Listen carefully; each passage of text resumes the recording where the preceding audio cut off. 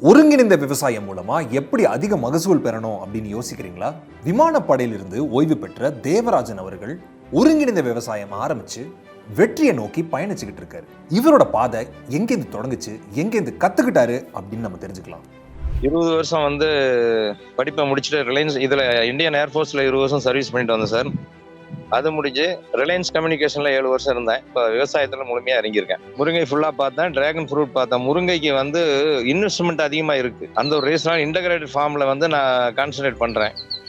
Plus dragon fruit இனி நாற்று order பண்ணியிருக்கேன், வந்துடும். அது கூட கொய்யா வைக்கலான்ட்டு பண்ணிட்டு இருக்கேன் சார். என்னன்னா சார், இதை கோர்ஸ் பார்க்கறதுக்கு முன்னாடி நம்ம நார்மலா நான் அடிப்படையாக விவசாயி.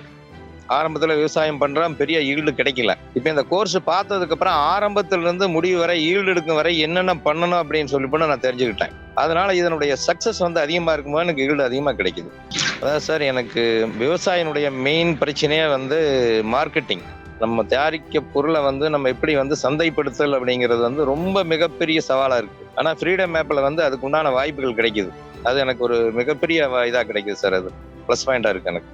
தேவராஜன் அவர்கள் மாதிரியே நீங்களும் ஒருங்கிணைந்த விவசாயம் தொடங்கணும் அப்படின்னு நினைச்சீங்கன்னா ஃப்ரீடம் ஆப்ல இந்த கோர்ஸை இப்பவே பாருங்க. ஒரு வெற்றிகரமான விவசாய தொழில் முனைவோரா நீங்களும் மாற முடியும்.